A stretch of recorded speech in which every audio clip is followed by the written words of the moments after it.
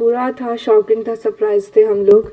Like blast की आवाज़ सुन रहे थे तो काफ़ी एक्सपीरियंसिंग भी था, लेकिन डरे हुए थे, सब बहुत डरे थे। और हमसे ज़्यादा जो डरे थे वो हमारे जूनियर्स थे। सो खार्किव है was like a home to मी।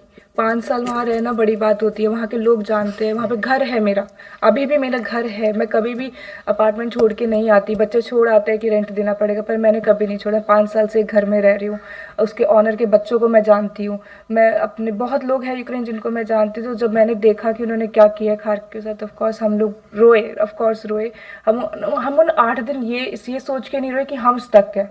हम खार्किव को देख के रोए कि उन्होंने हमारे खार्किव के साथ कर क्या दिया, क्योंकि गलती नहीं थी हमारी कोई भी। हम लोग सब चुप बैठे थे, सब शांत थे। खार्किव की डिस्ट्रक्शन इसलिए ज़्यादा है क्योंकि वो बॉर्डर से 40 किलोमीटर दूर था सिर्फ। उसका जो बॉर्डर हम लोग स्टेशन पहुंचे थे, पैदल ही जाना था। ऑफकोर्स कोई अवेलेबिलिटी नहीं थी उधर पे। और जो हमारा हॉस्टल था उसके पास ऑलरेडी प्रॉपर बैरिकेड्स और आर्मी खड़ी हो चुकी थी, क्योंकि वो रिस्की एरिया था।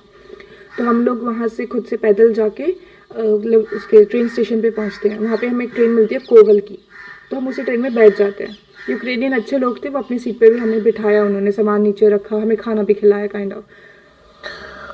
खार्किव वो इलाका जो रूसी सेना ने पूरी तरह से खाक कर दिया। बच्चे वहां पर फंसे हुए थे, उन्हें याद आ रही थी घर की, और वो चाहते थे कि किसी भी तरीके से जान बचे। लोग, कोई कीव की तरफ भाग रहा है, कोई मालदोवा की तरफ भाग रहा है, कोई लवीव की तरफ भाग रहा है, लेकिन अपनी आंखों के सामने वो एक ऐसा मंजर देख रहे थे जो शायद उन्होंने जिंदगी में इससे पहले कभी नहीं देखा था। क्योंकि रूस और यूक्रेन की जंग चल रही थी और वहां पर जो फंस गए थे वो भारतीय नागरिक थे, और ऐसे में तमाम छात्र छात्राएं जो पढ़ने के लिए, एमबीबीएस की पढ़ाई करने के लिए वहां पर गए हुए हैं। हमारे साथ एक लड़की है जो 5th ईयर की छात्रा है, जिनका नाम स्वाति सिंह आर्या है, और अपने दोस्तों के साथ इन्होंने खार्किव से कीव तक का सफर कैसे तय किया, कीव से ये हंगरी बॉर्डर पर कैसे पहुंची, सब जानेंगे। क्योंकि खार्किव वो इलाका जिसमें सबसे ज्यादा तबाही की खबरें आती हैं। स्वाति, सबसे पहले तो राहत होगी, घर पहुंच गए हैं, लेकिन किस तरीके से वो मंजर आपने अपनी आंखों से देखा, वो क्या बताना चाहेंगे? पूरा था, शॉकिंग था, सरप्राइज थे हम लोग। लाइक ब्लास्ट की आवाज़ सुन रहे थे तो काफ़ी एक्सपीरियंसिंग भी था, लेकिन डरे हुए थे, सब बहुत डरे थे। और हमसे ज़्यादा जो डरे थे वो हमारे जूनियर्स थे। तो हम लोग नहीं शो कर सकते थे कि हम डरे, क्योंकि वो दे आर लाइक दीदी क्या होगा, भैया क्या होगा। तो हम उधर उन्हें भी संभालना था और खुद को तो संभालना ही था, इसलिए घर पे भी बात कम कर रहे थे ताकि सेंटिमेंट ना हो, क्योंकि जितना वीक होंगे उतना प्रॉब्लम में रहेंगे। और अकेले थे, हमारे साथ नहीं थे ऑफिशियल्स, तो हम लोग थोड़ा ज्यादा टेंशन में भी थे। खार्किव वो इलाका था जो सबसे ज्यादा प्रभावित हुआ। आप टीवी पे लगातार देख रहे होंगे, हम भी खबरें देख रहे हैं। खार्किव से कीव आप कैसे पहुंचे, कीव से आप हंगरी बॉर्डर कैसे पहुंचे? एक्चुअली हमें पता था थोड़ा खतरा है, so we book a flight for 24, हमारी 24 को फ्लाइट थी। तो हम रात को 12 बजे खार्किव से निकल गए थे, लेकिन सुबह 5 बजे 24 को हमें कॉल आया कि वॉर स्टार्ट हो गई है खार्किव में। और जब हमने देखा कि वो बहुत ही ज़्यादा हो चुका था ऑलरेडी, तो हम लोग डर गए। 6 बजे के बाद एसएमएस आया कि फ़्लाइट्स कैंसिल हो गई। 7 बजे जाके देखा कि एयरपोर्ट कैप्चर कर लिया रशियंस ने। ऑल द यूक्रेनियंस ने उनको ले लिया बाद में अपना एयरपोर्ट वापस शाम तक, बट उस टाइम कैप्चर था। और वहाँ पे जो यूक्रेनियन पुलिस थी उन्होंने हमें जाने को कहा वहाँ से। तो वहाँ से हम लोग कुछ बचे एम्बेसी की तरफ और कुछ एक इंडियन हॉस्टल है उसकी तरफ निकल गए थे। देखा जिंदगी में कभी इससे पहले इतना बुरा मंजर देखा? क्या क्या अपनी आंखों से देखा? शायद बॉम्बिंग आपने सुनी होगी, शेलिंग जो हो रही थी वो, और टैंक्स वगैरह भी देखे होंगे। हाँ, एक्चुअली जिस हॉस्टल में हमें शिफ्ट किया था, इट्स लाइक अ बोगोमिलिट्स यूनिवर्सिटी हॉस्टल, तो वहाँ पर हमें 3rd फ्लोर पे रूम मिला था। हालांकि रूम पर पर्सन मिल रहा था लेकिन हम लोग 5 लोग थे, तो हम लोग इकट्ठे ही रहे, हमने सजेस्ट किया। तो हमारे रूम से बिल्कुल हाईवे दिखता था जो कीव का था। तो वहाँ से हमने पूरी फोर्सेस जाते हुए देखी, हमने मिसाइलें जाते हुए देखी, हमने कंक्रीट के टैंक्स जाते हुए देखे, क्योंकि हमें बॉर्डर बनाना था। हमने एम्बुलेंस देखी, हमने पूरे बड़े बड़े टैंक्स देखे, और पूरी इतनी तेज़ आवाज़ आती थी कि हम लोग विंडो बंद रखते थे। विंडो बंद करने के बाद भी आवाज़ आती थी। उनके चलने की इतनी तेज़, चलने की बहुत तेज़ आवाज़ थी, लेकिन जब विंडो खोलते थे तो बिल्कुल से दिल दहक जाता था, काफ़ी तेज़ आवाज़ थी। कैसे पहुंचे कीव से लवीव जो आप बता रहे हैं? हमें एक एडवाइजरी पास हुई, तब बोला कि कीव को खाली करना पड़ेगा बिकॉज सिचुएशन है ख़राब हो गई है, न्यूक्लियर डल सकता है। तो उस यूनिवर्सिटी वाले ऑफिशियल अपना कर रहे थे, बट हम 13 बच्चे जो खारकिव से स्टक थे हमें खुद से करना था। तो हम लोग निकले उन्हीं के साथ, फिर हम लोग स्टेशन पहुँचे थे। पैदल ही जाना था, ऑफकोर्स कोई अवेलेबिलिटी नहीं थी उधर पे।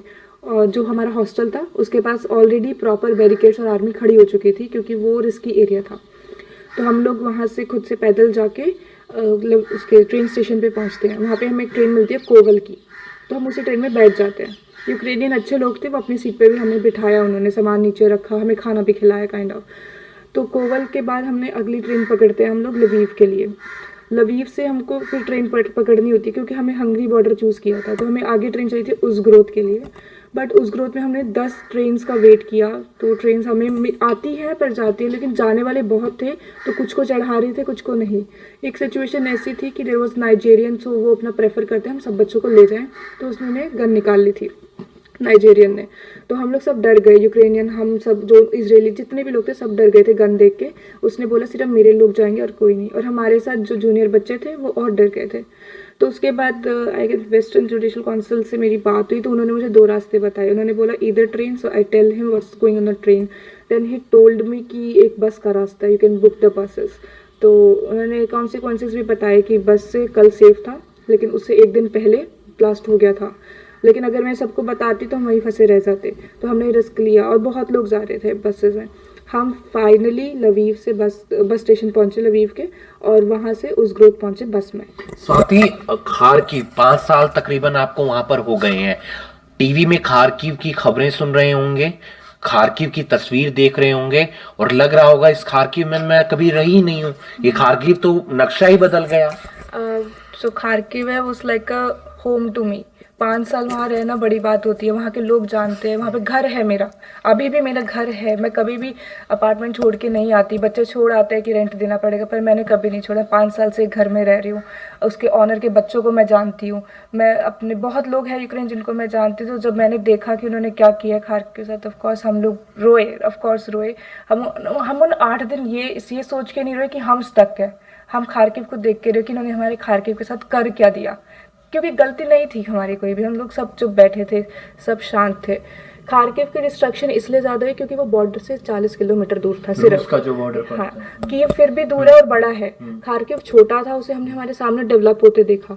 कि खारकीव इज लाइक आप घर में बैठ के मिसाइल चला रहे हो for a Russian people, it's like that. तो इसलिए उसकी डिस्ट्रक्शन ज़्यादा हुई। 24 को जब पहला ब्लास्ट था तो देयर वाज अ न्यूज़ कि 25 तक रशिया इज़ लाइक हम खारकीव को कब्जा लेंगे। लेकिन बहुत लोग स्ट्रॉन्ग थे, यूक्रेनियन पीपल स्ट्रॉन्ग थे, यूक्रेनियन गवर्नमेंट स्ट्रॉन्ग थी, प्रेसिडेंट वो स्ट्रॉन्ग। तो आज 10 दिन हो गए पर वो खारकीव पे कब्जा नहीं कर पाए, इसलिए वो बार बार खारकीव को डिस्ट्रक्ट कर रहे हैं। अंकल जी, राहत है, बिटिया घर वापस आ गई है। बहुत टेंशन हो रही होगी, जो उसकी बातें हैं उसको सुनकर डर लगता होगा, या जब फोन पर बात करते होंगे तब डर लगता होगा। हाँ बिल्कुल, उस टाइम तो बहुत हालत खराब थी। 5-6 दिन जब इससे हम फोन पे बात करते थे और टीवी में देखते भी थे, तो उस टाइम बहुत ज़्यादा टेंशन होती थी भी पता नहीं क्या होगा, क्योंकि उस दौरान एक बच्चे की डेथ भी होगी। वो बाहर और राशन लेने के लिए गया था, तो उससे और खारकीव में ही हुई थी। खारकीव में हुई थी। हाँ, तो उस टाइम और भी टेंशन हुई। फिर हमने इनको कहा भी बाहर नहीं निकले, बिल्कुल भी अंदर रहे। तो ये उस टाइम बंकर में रहे उस दौरान, ये नीचे।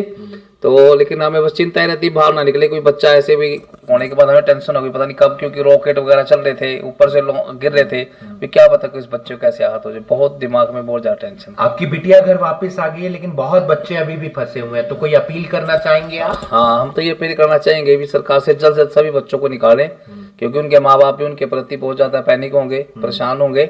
तो इसलिए हम चाहते हैं कि उनको भी जल्द से जल्द निकाला जाए। आपका शुभ नाम? सुधीर आर्य। माता जी भी हमारे साथ हैं। बेटी का नाता एक माता के साथ सबसे ज्यादा होता है, हमेशा माँ टच में रहती है, खबर सुनती है तो डर जाती है, लेकिन कनेक्ट तो रहना ही पड़ता है। खुश है आंटी जी, अब बेटिया घर वापस आ गई है? मैं बहुत खुश हूँ जी। टीवी देखा होगा उस दौरान? बिल्कुल, हाँ जी। क्या लग रहा था, कैसा मंजर, क्योंकि खतरनाक था? ऐसा है, हम बहुत डरे हुए थे कि बस यही सोच रहे कि सब बच्चे वहाँ से सेफ अपने अपने घर में वापस आ जाएं।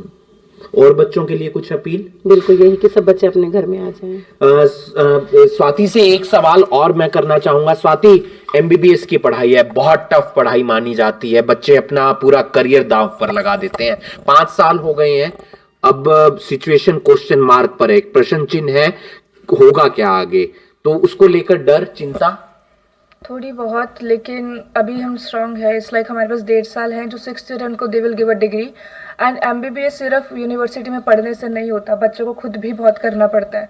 तो ठीक है, अभी बच्चों को है कि रेस्ट करें, बट खुद से पढ़ाई करें, जो एग्ज़ाम्स हैं उनकी तैयारी रखें, क्योंकि यूनिवर्सिटी कोई ना कोई रास्ता ज़रूर निकालेगी।